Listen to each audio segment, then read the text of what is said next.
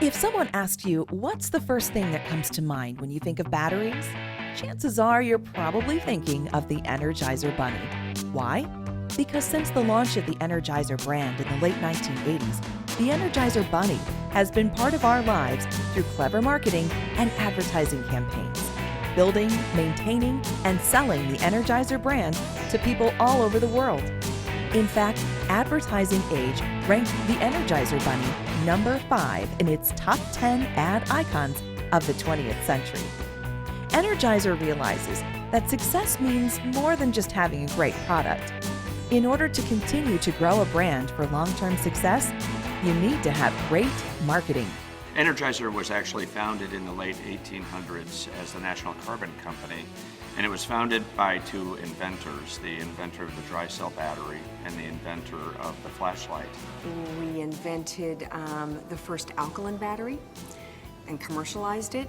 We invented the first lithium battery. We invented the watch battery, so from the mid-1950s, it was the first time people were allowed to stop winding their watches and they could rely on another means.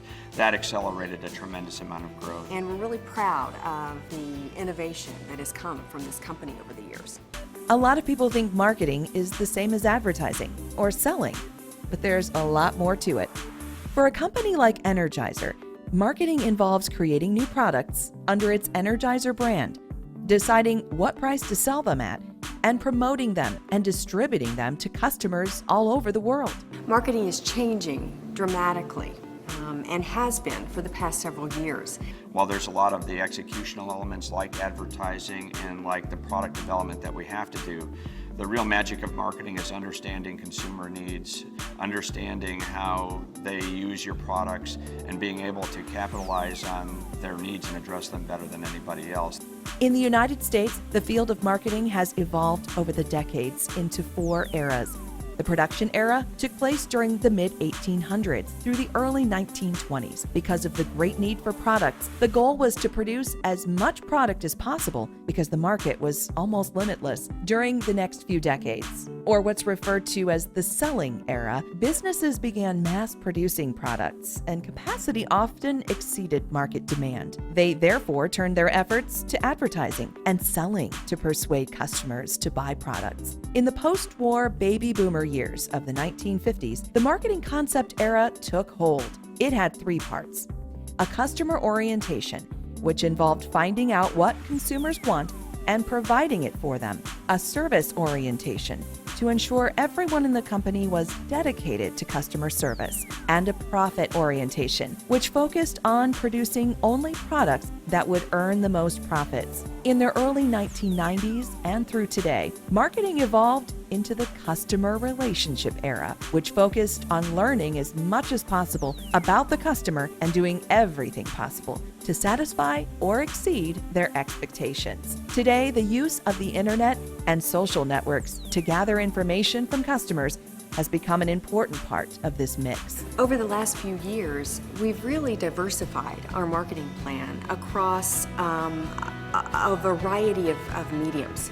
Marketing all the way up and through the late 90s up to about 2000 was heavily focused on TV advertising, broad reach media, and building the brand.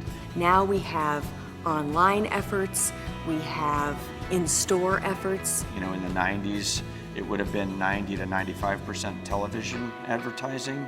If you look at it today, it's less than 50% television, so we still use a lot of it, but the digital channels, social media, mobile marketing have taken on tremendous importance in the way we talk to consumers about the brand.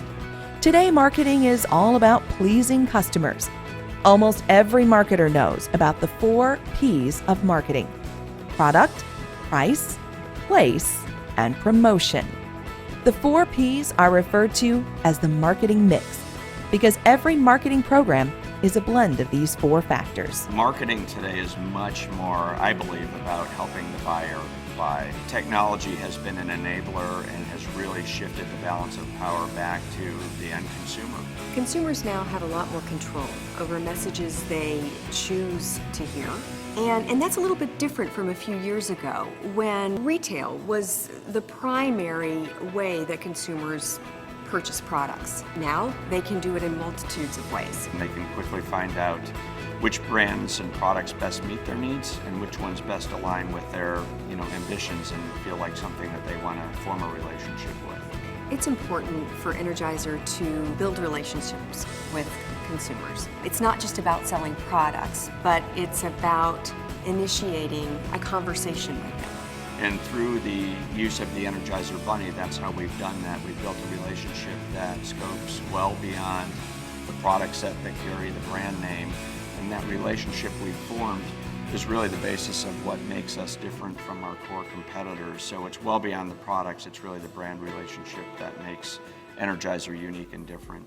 The marketing process includes such activities as finding new opportunities, conducting market research, identifying target markets, designing a product to meet the needs you discovered during market research, conducting product testing, developing brand names and packaging, setting price, selecting a distribution system, developing a promotional program, and building relationships with customers. All of our brand managers have to focus on the 4 Ps.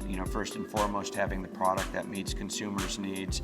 They've got to think about how it's priced in the market. The pricing's critical to whether it's going to be successful and whether it's going to be of value to consumers or not. We do many pricing sensitivity studies to understand the different dynamics associated with our product portfolio and how raising one price and identifying the appropriate price gap can really impact our business in a positive way. Distribution channels are of critical importance to us and how we deliver it to consumers. And our category, like many, is highly promoted, and that's a way you talk to consumers about the brand in a different way and form relationships. So our brand plans, our brand managers are rooted, what we do is rooted in the 4 Ps and how we look at our products and our business.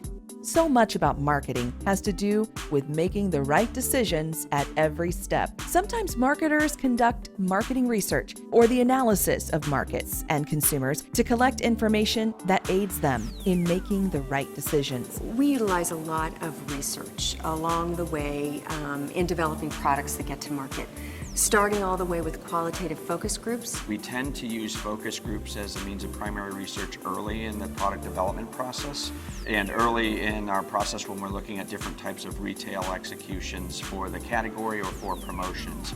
From a secondary research standpoint, we rely tremendously on syndicated data and a lot of research that we do internally, consumer usage in the house and where they bought products and how they bought them, how often they buy them, how much they buy at a time, and all of that comes through our secondary data sources. Making the right decisions isn't as easy as it sounds. In addition to the 4 Ps, there are a lot of other environmental factors that play a part in the overall marketing environment. Global, technological, socio-cultural, competitive, and economic factors also play a role in the success of a new product. We constantly look at the external environment and we focus on those factors that are going to have a big influence on our industry, our business, our brand. Technology is huge for us.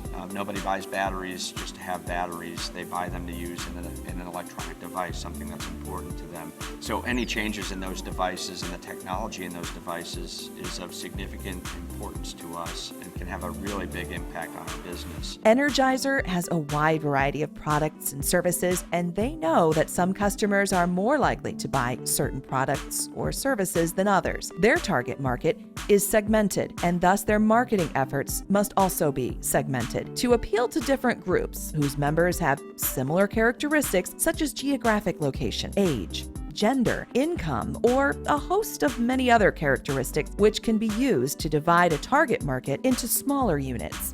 We've done a lot of work on consumer segmentation. The reality of it is everybody buys batteries. It's a broad demographic. They buy it all over the world, so it's a broad geographic segmentation. What we focus on is the attitudes. So it's really attitudinal segmentation that is important to us. When we look at battery usage, consumers' attitudes toward whether they believe a device is high-tech defines a segment. So they're willing to spend more for the batteries because they believe they perform differently in the different device applications. They're more concerned about making sure that they have the right power source for the right application. So that's their attitude toward that device that really drives their behavior.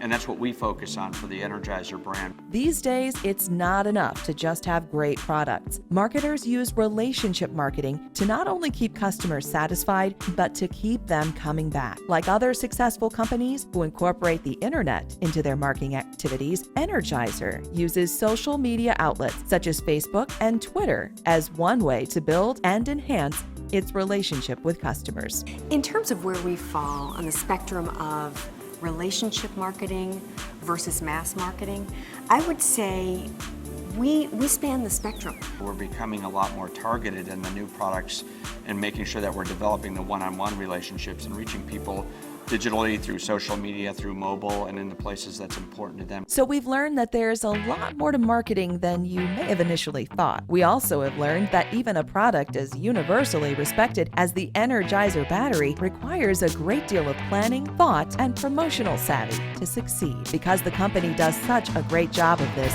customers look to Energizer batteries and portable power solution products to help them keep going.